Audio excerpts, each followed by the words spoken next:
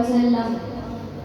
ہماری درسگاہوں میں یہ جو استاد ہوتے ہیں، ہماری درسگاہوں میں یہ جو استاد ہوتے ہیں، حقیقت میں یہی تو قوم کی بنیاد ہوتے ہیں۔ ادب بھی ایک قرینہ ہے محبت کے قرینوں میں، ادب بھی ایک قرینہ ہے محبت کے قرینوں میں، استاد ایک نگینہ ہے جنت کے نگینوں میں۔ محترم اساتذہ کرام، میرے ادارہ صراط الجنہ کے بلبلوں اور سرپرست حضرات، السلام علیکم ورحمۃ اللہ وبرکاتہ۔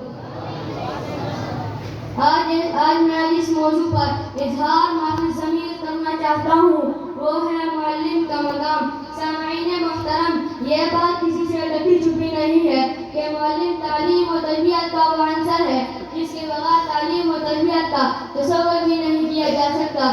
گویا کہ معلم ہی معاشرے کا وہ بنیادی مرکز اور محور ہے جس کے ارد گرد تمام تعلیمی سرگرمیاں گردش کرتے ہیں۔ صرف بات اتنی نہیں بلکہ معلم ہی وہ ہستی ہے جو چھوٹوں اور بڑوں کو راہ سنت پر گامزن کرتی ہے۔ معلم ہی انسانوں کو حیوانی درجے سے بلند کر کے زمین پر اللہ تعالیٰ کی نیابت کے منصب پر فائز کرتا ہے۔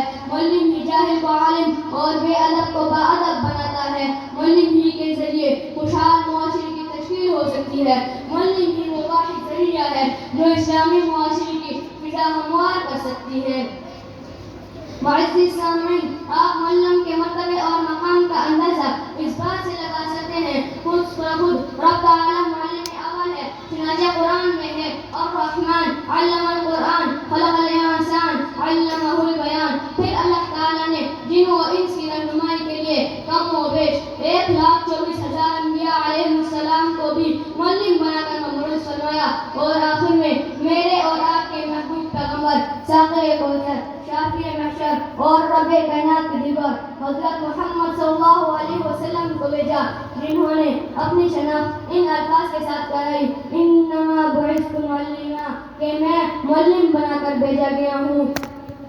سرور دو عالم صلی اللہ علیہ وسلم نے فرمایا خیرکم من تعلم القرآن وعلمہ، یعنی تم میں سے بہترین شخص وہ ہے جو قرآن کو سیکھے اور دوسروں کو سکھائے۔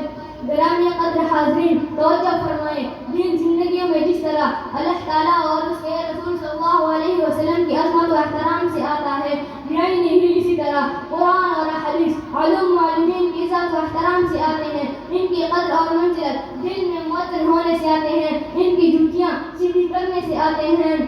چنانچہ دور حاضر میں علم کی برکات اٹھ جانے کی بڑی وجہ یہی ہے کہ آج طلباء نے اپنے معلمین کی عزت و احترام کرنا چھوڑ دیا ہے۔ طلباء نے حصول علم میں مطلوب سکینہ اور وقار کو ترک کر دیا ہے۔ طلباء نے اپنے استاد کو محض ایک تنخواہ دار ملازم سمجھ لیا ہے۔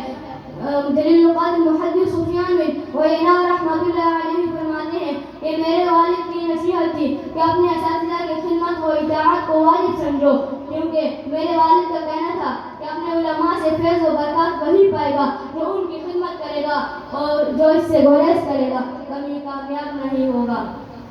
شاعر کہتا ہے ان المعلم والطبیب کلاہما، ان المعلم والطبیب کلاہما لا ينصحان اذا ہما لم یکرما۔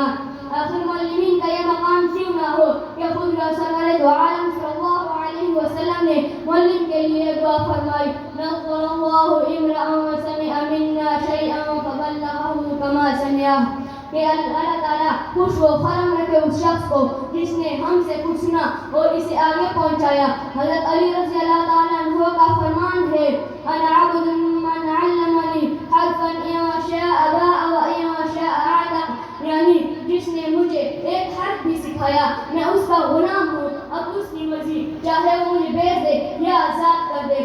میرے ہم مکتب ساتھیوں، امام اعظم ابو حنیفہ رحمۃ اللہ علیہ اپنے اساتذہ کی اتنی عزت و احترام کرتے تھے کہ گھر میں بھی اپنے استاد کے گھر کی طرف پاؤں پھیلا کر بھی نہیں سوتے تھے۔ وہ فرماتے ہیں کہ میں عمر گزر گئی لیکن میں نے آج تک ایسی نماز نہیں پڑھی جس میں نے اپنے والدین کے ساتھ اپنے اساتذہ کے لیے دعا نہ کی ہو۔ آئے ہم بھی دعا کریں کہ اے اللہ تو ہمیں بھی اپنے اساتذہ کے مطیع اور فرمانبردار بنا اور ہمارے اساتذہ کے زندگی میں علم میں عمل میں مال میں برکت عطا فرما،